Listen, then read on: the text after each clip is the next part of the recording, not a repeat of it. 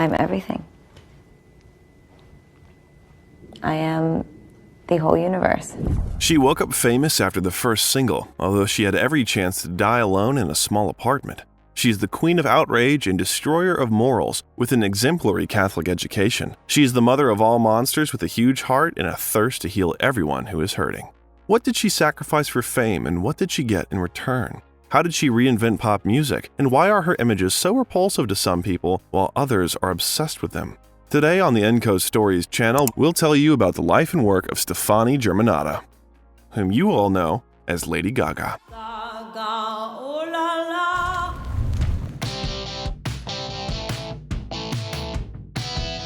1986 USA, centennial anniversary of the Statue of Liberty, the opening of the Pixar studio, the first ceremony before including rock and roll to the Hall of Fame. The world was changing. America was experiencing economic growth, blossoming and turning into a dream. The next economic upheaval was still a few years away, and the New York beckoned to crazy dreamers, ambitious businessmen, and hungry creators. It was the best place and the best time for her to be born. Stefani Joanne Angelina Germanotta, who you know as Lady Gaga, was born on March 28, 1986, in New York. Her mother, Cynthia Louise, was born in West Virginia, where she graduated from college with a master's degree in public administration and management. Her father, Joseph Germanotta, had Italian roots and was engaged in internet entrepreneurship. Parents had a great influence on a very young Stefani. The girl watched how her mother dressed, what music her father listened to. It's no surprise that when Stefani transformed into Lady Gaga, she would often be seen with her parents at various events. Stefani and her sister Natalie, who was 6 years younger than her, spent their childhood on the Upper West Side of Manhattan and were brought up in an atmosphere of complete freedom. Although for their mother, such an attitude to life was not easy. She was born in the heart of the Midwest, grew up in a conservative society where life was built on strict rules, while New York allowed you to live as you wanted. Fortunately, Cynthia was lucky, as her future children would be, because she met the love of her life, ran away to the big city, and began to build her life according to her own rules. All right, can you describe New York City in 3 adjectives? Gritty, fun, and bright. From early childhood, Stefani adored 2 things: music and beautiful clothes. Her mother was a professional in the latter. It was a marveling experience watching her get ready for the day. She always looked so much more pristine than all the other mothers. I have a lot of her in me. And although she was often mocked as a child for her outlandish outfits, even for New York, they were too progressive, in the future, Stefani would make her outfits part of her creativity and personality and create unforgettable shows on stage before even approaching the microphone. Music in little Stefani's life also played a huge role. It was impossible not to notice it. For example, when she and her parents were coming to a restaurant, she would beat the rhythm with breadsticks while waiting for the food to be brought. There was a small plastic tape recorder in her room from which the voices of popular singers, from Michael Jackson to Cyndi Lauper, were constantly heard, and they fell silent only at night or when the batteries ran out. If the love of music was inherited, then in this family, the father had been responsible for that gene. Even before starting a business, he dreamed of becoming a musician. My family were cool. Dad played in bands on the Jersey Shore, following in the footsteps of Bruce Springsteen. So performing is in my bones, and my family instilled in me a ruthless work ethic. Her father quickly infected daughters with a passion for music, introduced them to his favorite artists, and sent a very young Stefani to a music school where she had to learn to play the piano. Innate talent and conscientious studies quickly gave results. At the age of 4, Stefani easily reproduced any melodies by ear, and the future creative personality was clearly seen in this 4-year-old child. Of course, no one knew exactly what she would be, but her parents understood that their child would definitely dedicate her life to either fashion or music. Both turned out to be true, but the path was long. I was born this way.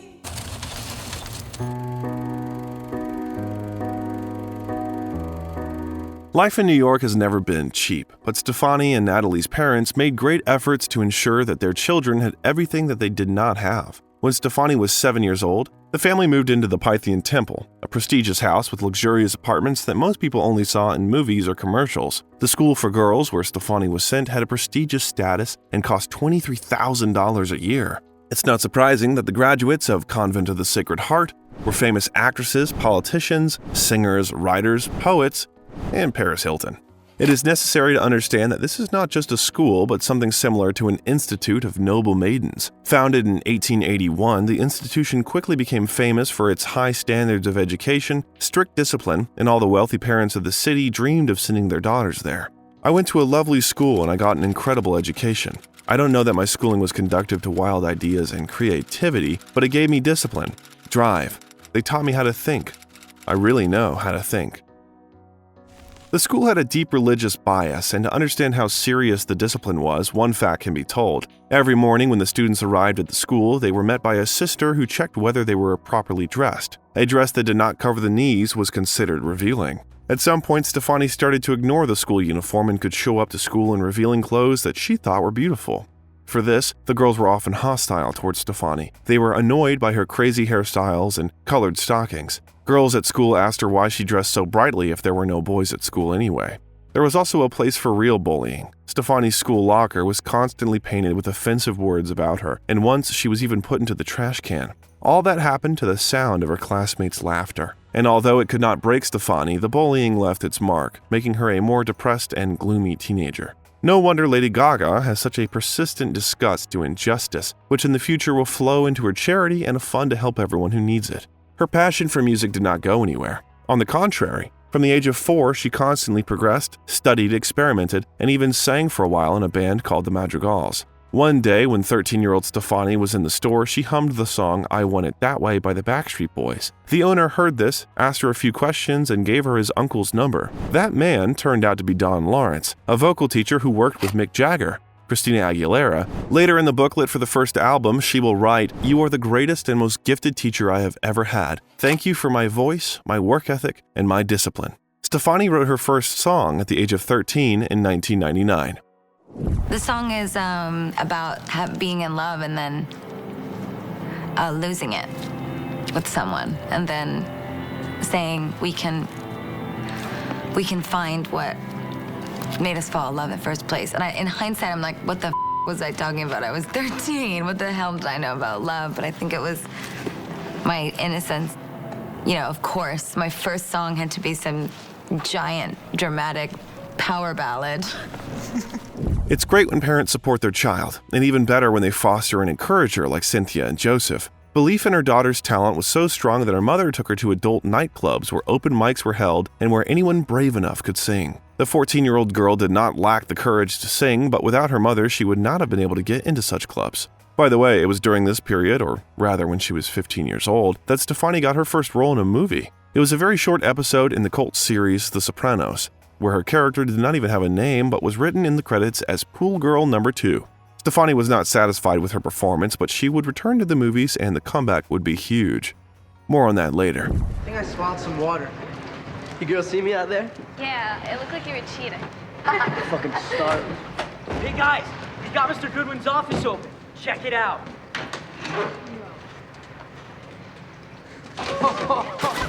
At the age of 17, Stefani entered the Tisch Art School, an equally prestigious place where students studied acting, choreography, and cinematography. Among the graduates were Angelina Jolie, Woody Allen, and Whoopi Goldberg. Here, for the first time, she had to think seriously about what exactly she was going to do professionally. Despite all the prestige of the institution, Stefani understood that it was not exactly what she needed, and it was unlikely that she would be able to get the necessary experience. The music scene beckoned more than the theater one.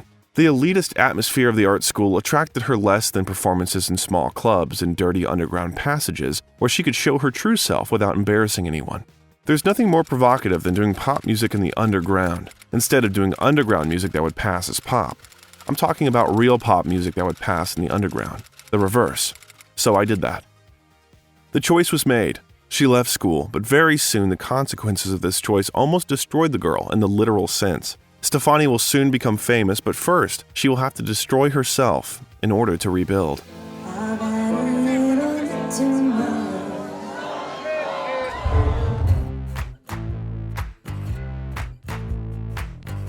The situation in which 17-year-old Stefani found herself looked dramatic, like a turning point in a movie. In 2005, she dropped out of college, moved out from her parents, rented a small apartment, and spent most of her time dreaming about her future career. The dream quickly turned into a goal, but for its sake, she had to make some efforts and engage in burlesque in order to have at least some money. The parents who supported their daughter in everything did not understand this choice. It was strange for them to see their perfectly educated and talented child dancing half naked and flirting with the suspicious public. She was given a year of freedom with one condition. During this year, Stefani had to sign a contract with the label and achieve something specific. If not, she had to return to study. Despite all the problems, she still remained a bright personality, attracted a lot of attention, and met her first true love during this period. His name was Luke Carl, and they met in one of the bars in New York. Lady Gaga spoke little about this relationship. It's known that they dated for about 6 years and broke up just before she became a superstar. In the future, when Stefani will become Lady Gaga, they will meet and get together again, but not for long. This is a pleasant part of her past, but that period of her life is by no means associated with love. Something scary came into her life, and this was a white powder that she took in absolute solitude. The drug was my friend. Yeah, it's your lover that never leaves you. And I never did it with other people. And it's such a terrible way to fill that void, because it just adds to the void, really, because it's not real. Her routine resembled horror. After she did a few tracks, Stefani then spent hours experimenting with makeup and hair and staring maniacally into the mirror while the Cure songs are playing endlessly in the background. It seemed as if she was testing her strength in that way, trying to find out if she would be able to get out of the hole she had dug herself into. Nevertheless, the addiction did not manage to capture the young woman completely. She understood the problem and was not going to fall to the bottom. She just wanted to be alone with herself, with music, and, unfortunately, with addictive substances for as long as possible. Fortunately, this terrible but short-lived period did not manage to erase Stefani's ambitions, dreams, and most importantly, her talent. On the contrary, thanks to that, her faith in herself and in her beautiful future only strengthened. Those experiments did not go beyond her small room and remained in the distant past. Besides, it was then when her musical taste and views began to form into something meaningful, coherent, and concrete. She adored David Bowie, idolized him, and could not just listen but turned it on at full volume so that the neighbors could enjoy his voice, and she dreamed of singing like him. One day her father came to her performance and could not believe his eyes. Stefani was performing on stage in leopard thong panties and a black top. Parents could not believe that their daughter was doing all this on purpose and not under the influence of madness or substances. But instead of dramatic scenes and screams, the father simply talked to his daughter and they never returned to this topic. "You're fucking up, kid. I just want to tell you that anyone you meet while you're like this and any friend that you make in the future while you are with this thing, you will lose." This conversation, as well as one day when she experienced a terrible panic attack after another use, opened her eyes to the fact that something in life urgently needed to change. Stefani still danced in nightclubs, but made concrete, though uncertain, steps towards a music career. In September 2005, she created a glam rock band called SG Band that was Stefani Germanotta's band, with which she toured all New York nightclubs. In November, the band recorded its first demo album of 5 songs, Words, which would later turn into the Red and Blue EP and, in fact, would become her first, though unofficial, release.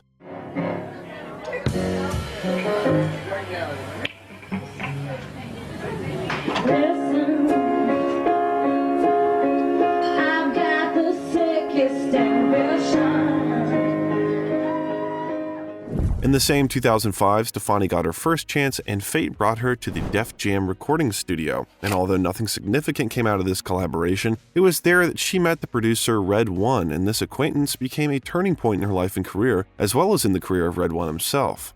This union may not have seemed destined for success, but they came together organically, and very soon the first results of cooperation appeared. They met when Gaga was very young, but after the first conversation, Red One realized that he was facing a future big star. She wrote songs in 10 minutes, had an amazing intuition for hits, and created real magic in the studio. Many years later, 35-year-old Lady Gaga will tell a terrible story about how, around the same time, she became a victim of sexual abuse by an unnamed producer. She was 19 years old. The girl was just starting to break into the industry and became a victim of blackmail. This unnamed producer, whose name is sure to surface in the future, threatened to delete all her material if she didn't strip and do whatever he said. After he sexually assaulted her, the monster locked Stefani in the studio like a slave and kept her there for several months. This resulted in pregnancy and severe mental trauma, which would manifest itself in physical pain even many years later. At that time, Stefani did not tell anyone about it, but she did not shut down, did not give up her plans to conquer the world. Instead, she pulled herself together and continued to walk towards her goal despite everything. I have mental health issues. I take a lot of medication to stay on board. And I'm a survivor. And I'm living and I'm thriving and I'm strong and I'm going to take all my life experiences and I'm going to share them with the world and make it a better place. The following year, she met the person who helped turn Stefani into Lady Gaga. Her name was Lady Starlight, and she and Stefani had known each other since the days when they both danced burlesque in nightclubs. Starlight was 10 years older, but both women had something in common. They paid a lot of attention to appearance, makeup, costumes, and wanted not to just perform, but to be remembered and create art. I actually never really thought of it like performance art until I started working with Lady Starlight. One day she was like, "It's not really a concert and it's not really a show, it's performance art. What you're doing is not just singing, it's art." They spent hours talking, generating ideas, and simply hanging out after the performances. It was after the beginning of this friendship that Stefani began to change. She dyed her dark hair a lighter shade and her clothes became increasingly extravagant. Her outfits often resembled a Frankenstein of many layers of fabric stuck together by glue. So, we have two components that became a prerequisite for Stefani's success: inventive pop music made in collaboration with professionals, extravagant outfits, and at last but not the least, outrageous. Perhaps no one will argue that Lady Gaga quite rightly got her fame thanks to talent, but you can't also argue with the fact that extravagance still sells, still attracts, and makes you pay attention. One day, Stefani was singing in front of an audience that couldn't stop talking.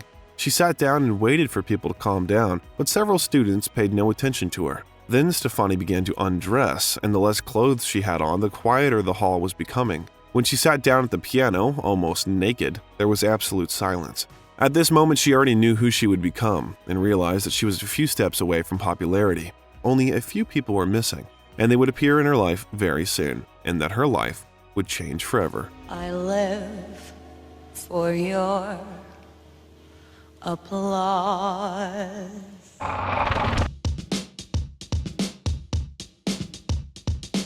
In order for the Lady Gaga puzzle to be fully formed, only one element was missing, and more specifically one person: Rob Fusari. But more on him a little later. So far, Stefani has not found him. Meanwhile, the duo of Stefani and Lady Starlight was growing into something more than just a burlesque show. They performed at Mercury Lounge, Rockwood Music Hall, and were giving their best. They were talked about, they were expected everywhere, and they were known even outside of New York. But the most important thing for young stars was that they started to be written about on the internet. They had the first haters and the first fans. By the way, have you ever felt so much hatred for a star that you wrote insults to him or her on the internet? Write it in the comments who it was. In 2007, their duet was invited to the annual festival Lollapalooza, which has been held since 1991 and which became an important page in the history of such bands as the Red Hot Chili Peppers or Hole. This was supposed to happen with a duet of Stefani and Lady Starlight, but something went wrong and Lady Gaga didn't really like to remember that festival.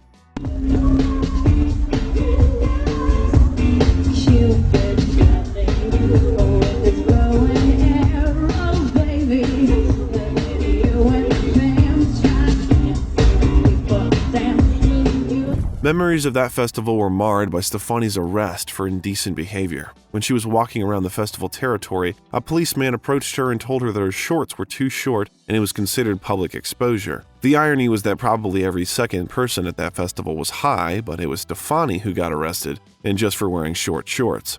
Anyway, it was a good sign. At one time, Madonna received a significant amount of popularity when the Canadian law enforcement officers threatened the singer with arrest for obscene movements on stage. Something similar was waiting for Gaga. It was at the moment when almost everyone in New York knew about their duet that the talented songwriter Rob Fusari heard about them. Meeting with Rob launched Lady Gaga's career. Fusari, like Stefani, played the piano from the age of 8. At 10, he already performed at national competitions and received an equally excellent musical education. While in college, he began writing songs and together with his friend Erwin Levine created the famous hit Tie a Yellow Ribbon Round the Old Oak Tree. Fusari was great at writing, but when he got to professional equipment, it turned out that he was even better at creating music. But the real breakthrough came after meeting Vincent Herbert, a veteran of the pop industry who had a gift for finding talent. Thanks to this acquaintance, Fusari began writing songs for Destiny's Child and Will Smith, who was then looking for the soundtrack for the movie Wild Wild West. In addition to authorship, Fusari has successfully produced stars such as Whitney Houston and Jessica Simpson. But his most productive collaboration in future multi-million-dollar lawsuits would come with a young woman named Stefani Germanotta. They met when Fusari was looking for a vocalist for his new band. He found her on March 23, 2006, when Stefani spoke at the Cutting Room Author Competition, and in April, they started working together. That's when Lady Gaga's nickname was created. One time they were working together in the studio and Queen's song Radio Gaga was playing on the radio. Fusari looked at Stefani and said, "This is about you." Rob drew parallels between Stefani and Freddie Mercury. They had a similar energy and the same drive. He started to call me Gaga when I'd come into the studio. When we were getting ready to really start performing, I decided that I'd been playing under my real name for so long I wanted a new way to reinvent myself. So I said, what about Lady Gaga? Because Gaga is sort of crazy and lady had such connotations. During the short period of cooperation with Folie, Gaga collected enough ideas to start making them a reality. All that remained was to find someone who would evaluate their work and tell them how to present it best to the audience. This person turned out to be Vincent Herbert, who immediately recognized Gaga's potential and offered her a contract with Streamline Records. This was not yet a success, but only a beginning, because at first she wrote songs for other artists and was waiting for her own contract as a performer. Stefani was not just waiting. She was learning, progressing, writing for herself, and writing hits for others. A lot of new artists do write, but they don't always write for other people. Right. It's more like a focus on their own craft, which is cool, but I sort of have been sowing my oats, writing for years, and yeah, really recently I've got some amazing, records on some other people's albums, and hearing Britney's vocal on some words that I wrote and the melodies, it's pretty incredible. The last important meeting before climbing to the top of world fame was meeting Akon. After his big break in 2004 and receiving a Grammy for the single Smack That, recorded with Eminem, he founded 2 record companies at once and began to look for new talent, which he also had a great gift for. In 2007, Lady Gaga's name was in the news quite often. She was known as a songwriter, her colleagues adored her, but probably only a few believed that she would be able to build a solo career. One day, Akon heard Gaga perform a song that should have gone to someone else and immediately realized that she was not just a songwriter. She was the future queen of pop music. He won the jackpot and already knew it. Gaga did not miss this opportunity either. After receiving a contract from Akon, she closed herself in the studio for a week with Red One, and after 7 days, showed some incredible amount of material, among which were first super hits, Just Dance and Poker Face. According to Gaga, Just Dance was written in 10 minutes, despite the fact that the singer had a severe hangover. I took the same drums of Boys, like a big, and I did those chords, and I did It was just an emotional moment, and Gaga started singing, I started singing. After 1 hour, we had the song done. Wow. 1 hour. It was less than a year before the release of her first album, but the songs that Gaga brought to the producers were not appreciated by the latter. She was told that it sounded too dancey, it didn't quite sound like pop music, and it wouldn't sell very well. She answered briefly, "I am Lady Gaga. The future is based on this music." As you understand, it was true.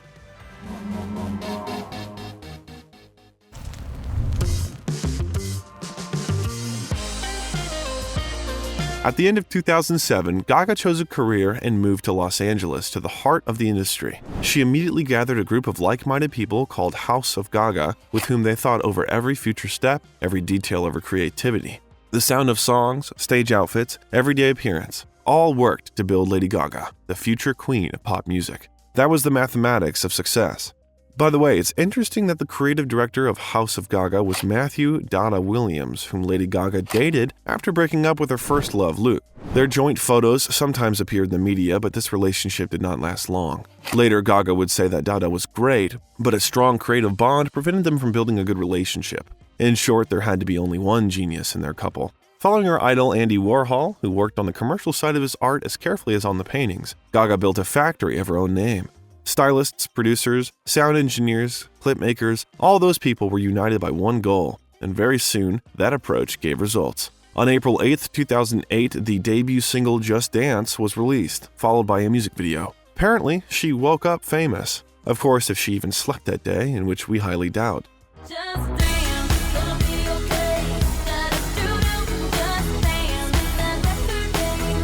That record saved my life. I was in such a dark space in New York. I was so depressed, always in a bar. I got on a plane to LA to do my music and was given one shot to write the song that would change my life, and I did.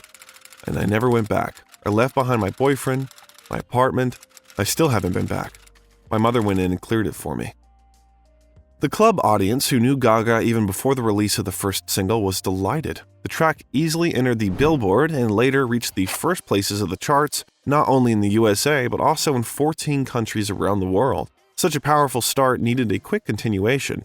Everyone was waiting for it, and Lady Gaga was ready. When the first hit was on peak, work on the debut album continued. Gaga was preparing for the upcoming grand tour with the Pussycat Dolls, and at the same time managed to write songs for New Kids on the Block. There was no album yet, but she was already adored. "She'll drive you crazy. She'll be big. She'll blow up the charts," wrote music journalists from the USA and England. Lady Gaga also did not give a chance to stop talking about her. Her way of dressing and showing off her body on stage caused lively controversy among the conservative part of the population, but this only increased interest in the new queen of provocations. The first single stayed at the top of the charts even in September, when the second one, called Poker Face, was released. If the moralists were shocked by her outfits in Just Dance, the second one blew their minds. The song had a place for both bisexuality and gambling.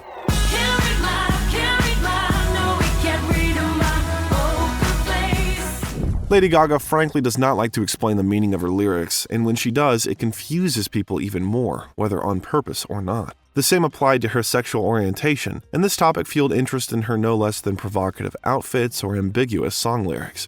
In one interview, she spoke of herself as a heterosexual. In another, she explained that she also loved women. She seemed to enjoy just playing with people. Nevertheless, the song declared itself even louder than the first single. People went crazy, critics showered the singer with compliments, and Lady Gaga became the first singer in the history of digital distribution to receive 4 million paid downloads with just 2 singles. The fanbase grew exponentially. In 2009, every music publication wrote about her as a must-see and hear, even though her career was less than 1 year old. On August 19, 2009, the first album of 22-year-old Lady Gaga, The Fame, was released. Lady Gaga and her music is the best thing that can happen to any marketer because there is something to grab onto and something to sell. Her appearance, her outfits, her provocative videos and songs, lack of shyness in conversations on any topic. Add an excellent musical education, considerable talent, and a non-trivial view of modern music, and you will get a real treasure. From the title, it became clear what this album was about. It was about fame, to which she purposefully walked, starting from an early age, until she realized that fame was also moving in her direction. And they finally met.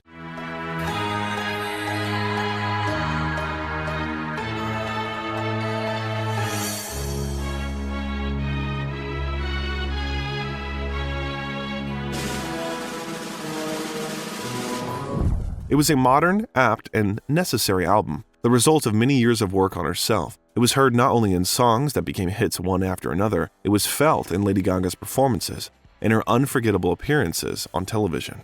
If you read the press of those years, it becomes clear that the absolute majority was delighted, although there were also those who did not see anything new and interesting.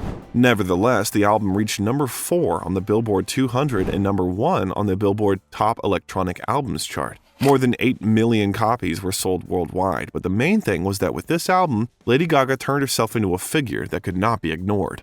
She was everywhere. It was the most successful debut in the last 10 years. A world-class figure appeared before our eyes, so it's not surprising that so much attention was drawn to Lady Gaga. Such a rise should have been reflected in her personality, but she definitely did not suffer from star sickness. The singer perfectly understood that if it weren't for her team, if it weren't for Red One, Akon, Fusari, if it weren't for House of Gaga and others, she wouldn't have been able to rise so high. Furthermore, the artist not only did not conflict with her star colleagues, on the contrary, she mentioned them in a positive light at every opportunity, and it was often mutual. I love the messages she gives to her audience. They're very positive messages. She didn't get any sick. She took all her clothes off. She didn't get in any trouble. Do you reckon it's the whole Hannah Montana thing? People don't want Hannah to go away. They want you to be Hannah forever. She doesn't really have the limits. She's fearless and she's free, which is very important and inspiring. And it was during this period that she came to the disturbing understanding that now she was not just a famous singer. Now she was someone's idol and a role model. People were frantically and religiously obsessed with her. Her music appeared more and more often on television. All the shows wanted the rights to her songs, and magazines and newspapers did not come out without her photos on the front page. Along with it, the more often Lady Gaga was mentioned on television, the more often parodies of her appeared, which once again confirmed the level of her popularity. In January 2009, actress Catherine Tate appeared on the Saturday Night Project with Alan Carr and Justin Lee Collins, all three wearing white wigs and aping Lady Gaga. Till sickness stuff's too strong, that or dodgy volabont. So the cue's taking its toll. Relieve myself in a goldfish bowl. In March 2009, her first solo US tour began, which was called the Fame Ball. Paradox. She was adored in Britain, but in America, not everyone understood Lady Gaga yet, so this tour was supposed to change the situation. And indeed, new cities were added every day. All the money Gaga invested in her own shows without any regret. Imagine at a time when her songs were at the top of all the charts and her face was in all the magazines, she didn't have her own home because creativity and unforgettable pricey shows remained in the first place. For this tour, the singer prepared 3 different versions of one show so that no one remained dissatisfied. The money earned went to the budget of future concerts, and also a part was transferred to American schools, the funding of which was often cut in those days. The idea to make her own show, like the very idea that she was ready, appeared when Gaga performed with the Pussycat Dolls in Britain. There, she was conditionally in second place, but every time she went on stage, she understood that people would have come to see her. The tour was really grand. Starting in March in San Diego, Lady Gaga and the team traveled through Europe, Oceania, Asia, and returned to America in September. Whoever was at even one of those shows would never be able to forget them. A successful album was backed by a successful tour, but everything was just starting. 2009 was the year of Lady Gaga. Unlike artists who released an album and took a long break, Gaga had no plans to stop. Despite the exhausting tour, constant interviews, participation in various shows, Gaga collected enough material for another release. Initially, it was supposed to be a reissue with bonus material, but in the process, Gaga realized that it was a completely different record. Besides, she always believed that reissuing albums was a dishonest technique, and even from the simple record creation, she made a performance. In 2009, the Fame Monster was released. Unlike the first album where she considered the themes of fame, here Gaga talked more about death. The fact is that shortly before the release of the album, her father underwent a serious heart operation, so the singer could not help but think about it while writing the lyrics. The album was much darker than the previous one. Her outfits were changing in the same direction. She began to call her fans little monsters and herself the mother of monsters. The main hits were Bad Romance, Alejandro, and Telephone, recorded with Beyoncé. Throughout the year, Gaga shuttled between performances, studio sessions, and interviews. She was happy, bathed in glory, but she was showing signs of moral exhaustion. The second event that almost knocked Lady Gaga off her feet was the death of the king of music, Michael Jackson, whom she met at the Red One studio. But there was no time to chill out and relax, especially when it came known that she was nominated for 9 categories at the upcoming MTV Video Music Awards. During her performance with the track Paparazzi, Gaga pretended to stab her heart with a knife. The blood that she washed her face with was spilled everywhere, and she was taken from the stage with the help of a rope that was tied around her neck.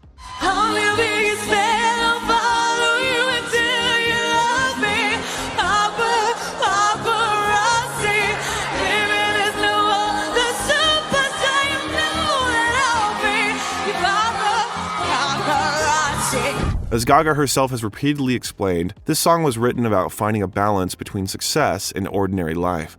Stars, sometimes against their own will, put themselves on display, reveal their secrets, put their faces under the flashes of cameras, and in return get what they want: fame. Lady Gaga's popularity was both a gift and a curse for her. On the one hand, she went to it all her life, and as a reward for her work and determination, she received what she wanted and so much more. On the other hand, fame brought her depression, and there was a period when Lady Gaga hated Lady Gaga more than anything else. With such popularity, it's impossible to just go out to the grocery store. When you're having dinner with your family, someone is sure to come up and ask for a photo. She hated being a star. Fame drained her completely, but Stefani Germanotta didn't work so hard to give up fame. Mainly because fame was the tool with which she was able to reach out to millions of people and help many of them.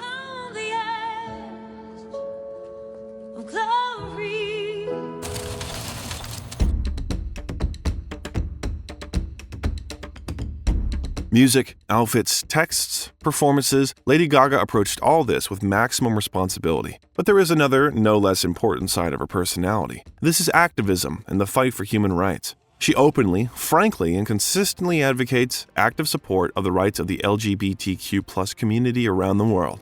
She spoke at Euro Pride and criticized European governments for the terrible situation with gay rights.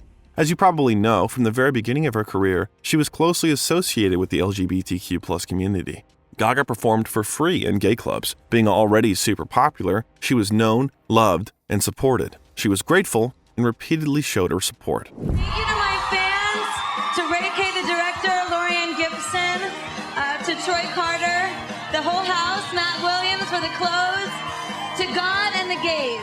In October 2009, she spoke at the Human Rights Campaign dinner. It happened in Washington on the eve of the National Equality March. The U.S. President Barack Obama was present at the dinner.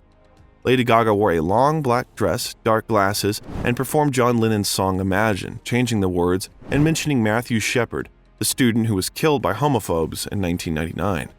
His death mobilized society and brought significant attention to the movement for the rights of sexual and gender minorities. Supporting this movement will be one of the main aspects of Lady Gaga's work. Perhaps Gaga's most famous outfit, when she appeared at an awards ceremony dressed in a meat suit, also had a symbolic meaning. At the 2010 MTV Video Music Awards, she had the most nominations, and that night she was accompanied by 4 women who used to serve in the military but were discharged or forced out of it because of their orientation. Later in the evening, when she returned to the stage to accept the award for Video of the Year, Gaga changed into that famous meat suit to express her protest against anti-LGBTQ+ policies in the U.S. military. In the following year, this policy was canceled, and Lady Gaga played a leading role in that matter. I may not, to some people, I may not even be considered a part of this community. Even though I like girls sometimes. The performance was successful, but not everyone understood it. Representatives of the animal protection organization PETA condemned this outfit and suggested that it could negatively affect the sales of the new album. Surprisingly, everything was great with sales. Lady Gaga is a person with a huge heart, so charity is a significant part of her life. After the earthquake in Haiti in 2010, Gaga donated more than $500,000 to the victims. Another $1.5 million was transferred to the victims of the earthquake in the Japanese city of Tohoku, and these are only personal funds. She has repeatedly participated in charity projects, and thanks to her face and recognition, organizations have collected hundreds of millions to fight the spread of AIDS and COVID-19. But perhaps her biggest achievement in this regard is the opening of the charity fund Born This Way, named after her second album, which she co-founded with her mother. During the 11 years of the foundation's existence, many different projects have been created for young people who had to face injustice and bullying. The goal is to inspire good deeds, support those who are struggling, create initiatives and platforms for those who are not heard, but who have something to say. Number 1, I want everyone to feel safe in their community. School, home, whatever city you live in. 2, developing the skills that are needed to be a loving, accepting, and tolerant person, and to also inject that sentiment into all the people around you, being a supportive human being. And the 3rd is opportunity. I believe once you feel safe in your environment and you acquire the skills to be a loving and accepting person, the opportunities for you are endless to become a great functioning human in society. It's hard to say what's more important to her, music or activism, because Gaga pays enough attention to everything, keeps a balance, and doesn't let herself be forgotten over the years. Yes, there were pauses of several years between the next albums, but Lady Gaga did not sit still, did not stop working, still wrote music, dealt with her foundation, and acted in movies. As in any creative profession, such as writing or cinematography, the second big work is always a statement that you are staying. After the first release, it was obvious to everyone that Lady Gaga was not going anywhere. She was with us forever. The second album, Born This Way, was released on May 23, 2011, although the singer was already interested in it during the previous tour. It was mostly synth and dance pop, but genres ranged from electro rock to house and heavy metal. There were such themes like sexuality, religion, freedom, feminism. It is interesting that the song of the same name from the album is one of the first examples in music when the words gay and lesbian are not used in the context of an insult. The upcoming album was promoted by a performance at the Grammy Awards, where she gave another unforgettable performance and appeared on the red carpet in an egg incubator, hinting that something incredible was in store for everyone. Just put your paws up, 'cause you were born this way, baby.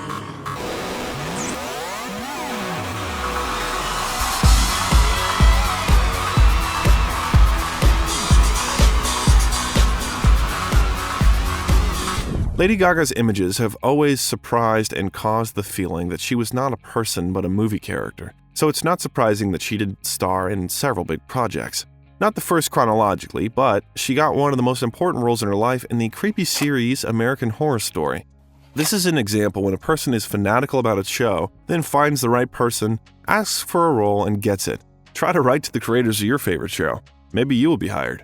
In American Horror Story, Lady Gaga turned into Countess Elizabeth, the divinely stylish owner of the Cortez Hotel, who cannot live without human blood and sex. It seems that the character was written specifically for Lady Gaga. Considering how many times this character changes clothes in the series and how powerful her outfits look, the opinion is only confirmed. Her work was well appreciated. At the 73rd Golden Globe Awards, Gaga won Best Actress in a Miniseries.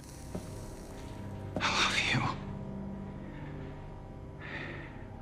And I love you. It's the heartbreaks. Bigger, the better.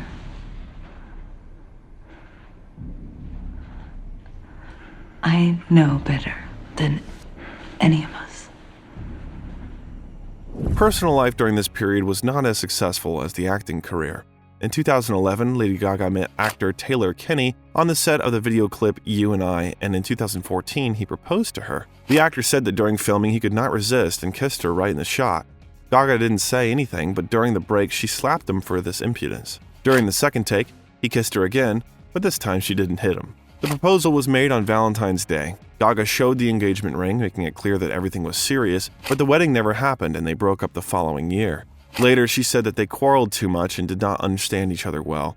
This break was not easy for her. Gaga even said that she did not believe that she would be able to find love again.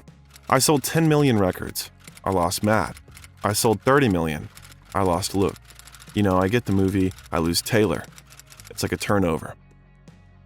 Since her first appearance on the stage of a jazz nightclub at the age of 14, Lady Gaga has not stopped for a moment, except for the occasion when she broke her hip and spent some time in bed recovering. Acting in films and TV series alternated with recording albums, 5 of which have been released since 2011. After surgery on her hip, which Gaga broke on tour, she almost completely disappeared from the radar for several months. In the summer of 2013, she made a surprise comeback with the smash single Applause, which warmed up the crowd ahead of the release of her third album, Art Pop.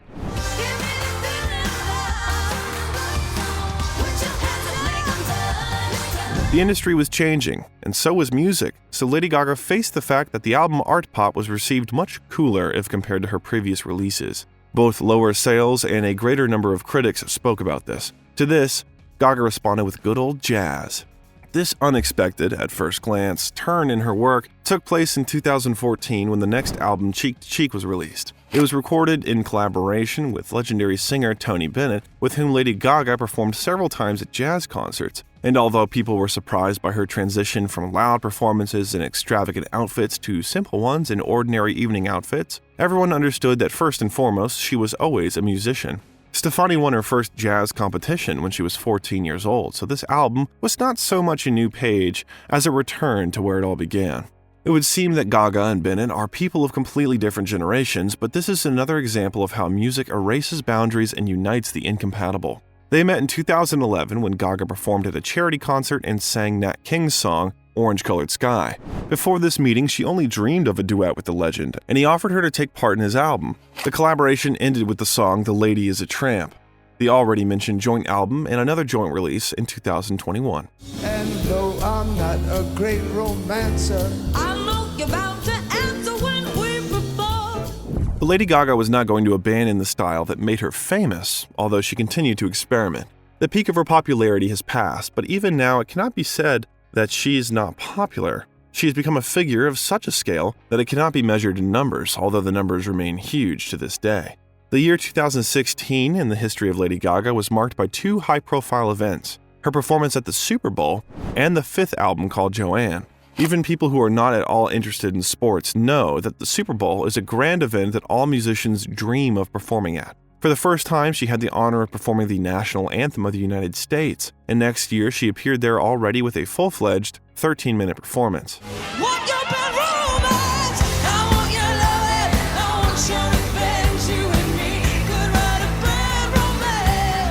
The album Joanne was named after her aunt, who had died at the age of 19 from lupus. This was a very personal album, as Gaga said. Each song was autobiographical and revealed different episodes of her life, but the most important thing was that the album once again showed that Lady Gaga was not just a commercially successful project. She was a really great singer, capable of writing deep and insightful compositions.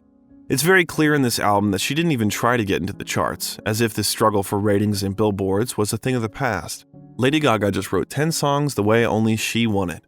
Touching, intimate, beautiful. 3 words that best described this album. But the main thing for her was that her father liked it. My dad looked over at me, and I remember he gave me this look, like, how did you know to write that poetry, those lyrics? How did you know to write that melody? How did you know that that's exactly how I felt when I was a kid, when I lost my sister? There's something about your father being proud of you that is so powerful. At this time, she also had her first real success in a full-length movie when she starred in A Star is Born with Bradley Cooper. Gaga won an Oscar, a Golden Globe, and a Grammy for the film's music, which wasn't bad for someone who dropped out of college. So, you know, it's been quite a week, so. There can be 100 people in the room And 99 don't believe in you. and one does, and that was him. A Star is Born was the directorial debut of Bradley Cooper. The project was prepared for almost 7 years, and the role of the main character could go to Beyoncé. When the film was still in development, the creators regularly fueled interest in it and published photos in which Gaga and Cooper looked really in love. At least, that's what their fans decided. Rumors spread enormously. In the tabloids, Gaga was accused of being the reason for the divorce of Cooper and his wife Irina Shayk. But after several denials and interviews, it remained at the level of gossip. And I guess this is a compliment. People started saying, like, oh, they must be in love. While the tabloids attributed false affairs with Cooper to Gaga, Gaga was dating Christian Carino, who was her agent at the time. There was even an engagement, but when the singer appeared at the Grammy ceremony without a wedding ring and did not mention her lover in her speech, everyone knew that the relationship was over. This fact only added enthusiasm to everyone who wrote about her romance with Cooper, but there was little truth in those articles. It seems that she was happy even without a wedding ring. In 2018, Lady Gaga received a bunch of prestigious awards, earned $50 million, and also opened her own cosmetics brand, House Laboratories. The last studio album, not counting the release with Tony Bennett, was released in 2020 and was called Chromatica. Unlike the previous record, Chromatica was filled with dance hits, which Gaga combined with rather serious lyrics. Her new looks were also very different from what fans have seen in recent years. Metal heels, chains from a motorcycle instead of a necklace, strange futuristic plates on the hands, and cyberpunk painted by Salvador Dali. Lady Gaga has been very careful about joint projects throughout her career, but on this album there were 3 unexpected but successful collaborations at once. There was a summer hit with Ariana Grande, a song with Elton John, as well as the first attempt to attract K-pop fans, a track recorded with the Korean band Blackpink. The COVID-19 epidemic, of course, spoiled the plans and made the tour much smaller than it could have been. But in 2022, Gaga still traveled through America, Europe, and performed in Japan for the first time in 8 years. The person with whom Gaga survived the pandemic was her new boyfriend, Michael Polensky. He accompanied the singer to concerts. They were often seen together, and it seemed that this contradicted her words that she would no longer be able to find love. However, Gaga said that they took a break, and currently, we don't know whether it's over or not. Gaga has always been tight-lipped when it came to her partners, which is probably why there is so much gossip and speculation. Along with the creation of new music, Gaga did not forget about concerts, activism, and shooting in movies. In 2021, Lady Gaga starred in the film House of Gucci. In Ridley Scott's drama, she got the role of Patricia Reggiani, Maurizio Gucci's wife. Although opinions about this film were divided, and close people of the real Gucci family generally stated that the creators would smear the memory of their family, the performance of Gaga and Adam Driver was praised by the majority. Gaga prepared for filming very seriously. The first thing she did was dye her hair. The second was, of course, the accent. For 9 months, the actress spoke with an accent, even off the set. But the second part of the task was not only to be outwardly similar to Patricia, but also to be her. Gaga recalled, "I started to live in a way whereby anything that I looked at, anything that I touched, I started to take notice of where and when I could see money." She also started taking pictures. Gaga had no evidence that Patricia had been into it, but she thought it would be nice if her character had such a hobby. Since she noticed that Patricia liked beautiful things, she deleted all the ugly photos. Gaga never met Reggiani herself. If she wasn't a singer, she probably could have become a reporter. She liked to study newspaper articles, watch interviews with Reggiani, and conduct a kind of investigative journalism to create a more complete image of her character.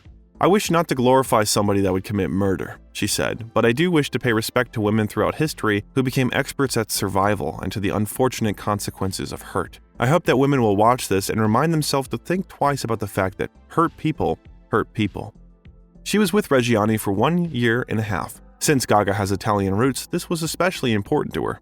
It was the experience of a lifetime making this film because every minute of every day I thought of my ancestors in Italy and what they had to do so that I could have a better life. I just wanted to make them proud, which is why I made the decision to make their performance about a real woman and not about the idea of a bad woman.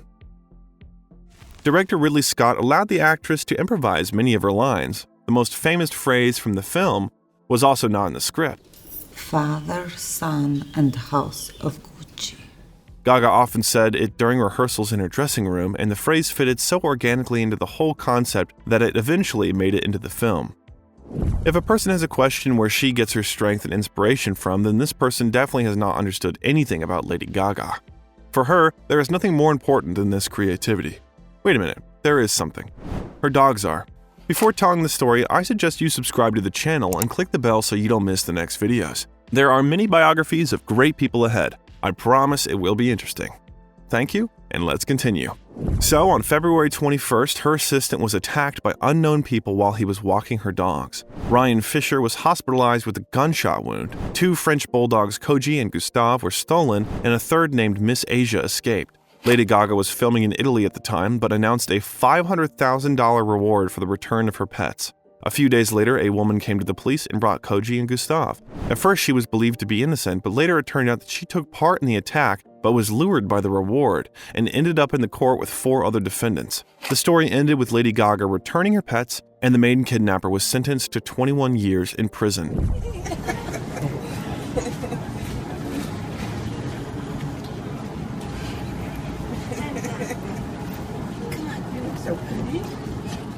The last big project in which Gaga starred was the sequel to the movie Joker, where she played one of the 2 main characters and was transformed into Harley Quinn. Obviously, it was not easy, but knowing how different Gaga can be, how she can transform, it seems that it hasn't been a problem for her, just another challenge. Now, Lady Gaga is a symbol, an icon, and a brand. She didn't just occupy her niche, she created it specifically for herself. She continues to create, and her popularity is difficult to overestimate. Hundreds of millions of views on new video clips, her every appearance in public is a real show and a celebration of originality and uniqueness. She walked to fame for a long time. She got it, but most importantly, she managed to grab it and make it fall in love with her. But the most important thing is that her story continues to this day. We are sure that it will be a few years and this video will need to be supplemented because there is a feeling that Lady Gaga is constantly generating ideas that she cannot yet implement due to their scale, but one day their time will come. In the meantime, it's time to say goodbye.